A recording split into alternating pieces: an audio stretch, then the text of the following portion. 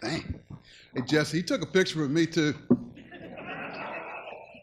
from the waist up. I think about going back again. No, I tell you, it's so great to see a lot of friends. My wife helped me with evaluation along the way. We've been married 41 years. And she's here tonight, Angela, with me. Evaluating players and getting the right guys are so important. But she said something to me, and I learned it through the years, that good women don't hang around bad men. And when she said, you might want to check out this Barfield guy because his wife's pretty special, Marla, and it's great to see you again. And through the years, I've followed that tenet. And it kind of comes back to you down the road because I don't know what they said about me when that happened, Angela.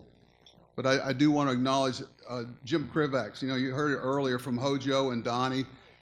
Jimmy was one of those guys as representative players. I was his first client that you never read anything about him. All he wanted to do was do the right thing ethically, morally, and only wanted to represent certain people that represented the way that he could feel comfortable with confidence of supporting you. And Jim, I appreciate your guidance and advice along the way. You've meant a lot to a lot of people.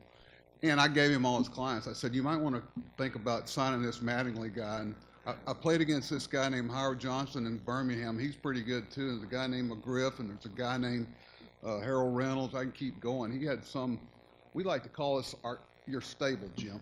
We were your stable. But thanks for being here. And all my friends from college showed up. If I'd known you were coming, I wouldn't have sent you an invitation. I know, really.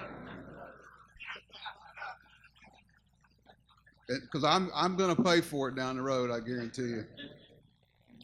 Oh, I don't know. What else want to go? I was going to just come up here and drop the mic and go, there, Rennie, I win. And I guarantee you all have been real happy with me. And I'm almost there. But it is a humbling experience anytime you're asked to join a group like you have. And I just want to tell you, it's all relevant. It really is. I can remember every pitch to my high school state championship. I came from a little 1A public school in Northwest Florida. My dad was the principal. I couldn't get away with anything. We graduated 48 people. You had to hustle for a prom date, I'm telling you. But whether it's high school or whether it's Little League or whether it's New York State, all these people that have come up here and talk, it's relevant. It is. Whether you're on a stage where people are watching on TV at Yankee Stadium or whether you're doing it where nobody can see you, it still matters. And you're still impacting people's lives along the way. And like Jesse said, that's what you miss. You miss that being part of a team and pulling on the same rope in a direction. It's not only in life, but just in sports in general. I got to see Lindsay, who I've known through the years, Vera, and I'll never forget. You got to understand, I grew up idolizing Mickey Mantle, Yogi Berra, and I remember looking at a stat. We've heard a lot of stats about Yogi and everything, but the one that jumped out at me the most was that one year he had over 700 plate appearances. 700. He struck out 12 times all year. I mean, these guys are striking out 12 times in 3 days. Jesse, I've seen it. I've seen it, Jess.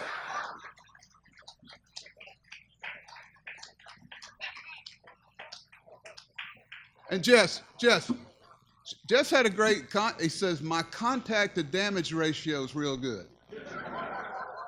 I remember that. But think about that. And all I could think about, man, I'd like to hit and run with him if I was managing him. But Yogi, I'll never forget my first old timers game as a Yankee manager. I'm in my office at Old Yankee Stadium and knock on the door, and Mickey Mantle walks in. Now, I used to sit in front of the TV and watching Dizzy Dean and Pee Wee Reese and a Blue Darter. First time I asked my mother what an old Falstaff beer was. But Mickey Mantle walks in. He goes, hey, can I dress in here? They just won't leave me alone out here for the old timers game. I said, yeah. I thought, sure.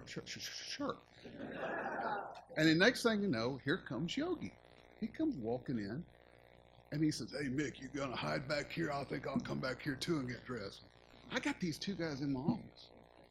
Next thing I look up, and they're both butt naked. I called my wife and I said, I have made it.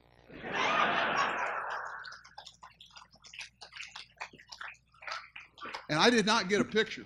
I didn't get any picture. If I could have got that picture, I could have made a lot of money. I don't know. But he's still, let's see if I got anything else I was going to tell you about it. The 12 home runs thing just locked me up. But I got my roommate, met him in 1975 in junior college. And I signed 2 contracts when I signed with the Yankees. One with the Yankees, one with my parents, that I would go back and finish up my degree in the off season, which I did. But Russell's one that made me get up and go to class. I said, I think I'm going to take a day off. No, let's go. You know, you got to keep this scholarship. You got to do more than hit a little bit. You got to go. But I appreciate you all those years saying you got to go. But, you know, friends are people that know all about you and still like you. And he knows all about me, and we still talk. And Donnie and Scott and your wives, it's special to have you here, and I apologize for sending the invitation. So, I don't know, but through the years, and I do, you know, being a part of the Yankee organization for 19 years, and you never heard me say something negative about Mr. Steinbrenner. You know, you knew the job description going in, and fans didn't want to hear you complain about it. You know, I got a 1-year contract, and they asked me in the press conference, what kind of plan are we on? I said, we're on a 1-year plan. You know, and I got a chance every day to try to, and it broke my heart when I had to leave. And, but, you know, through the years, though, I learned we shared a love for the Yankees and trying to compete. He was legendary about calling the dugout. He only called me once.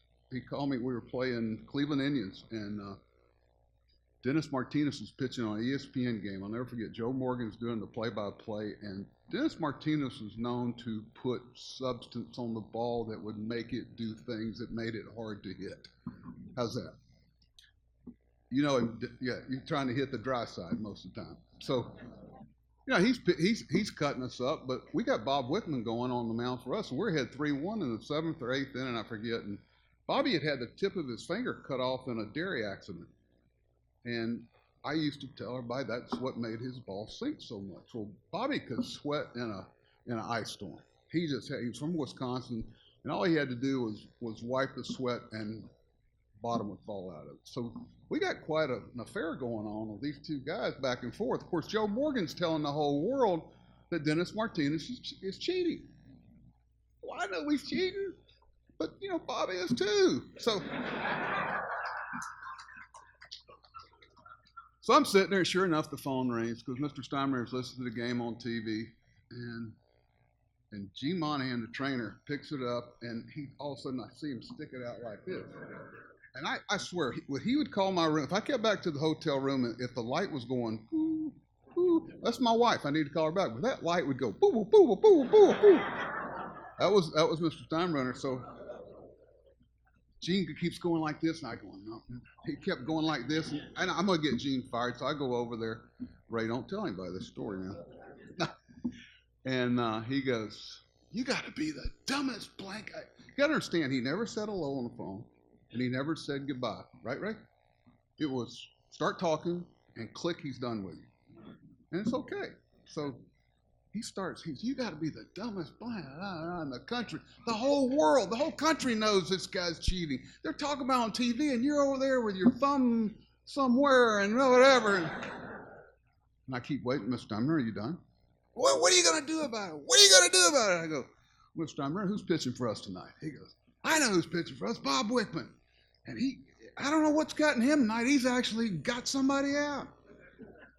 And I said, well, Mr. Steinbrenner, you got to understand something about Bob. He's cheating better than their guy's cheating. What? I said, yeah, he's got it going on too. I said, what do you want me to do? He goes, handle it. Just handle it. Bang. He was gone. So that was part of the job description as you got into it. You took it to a point. If you didn't like it, you did something else. But this place tonight, and I know everybody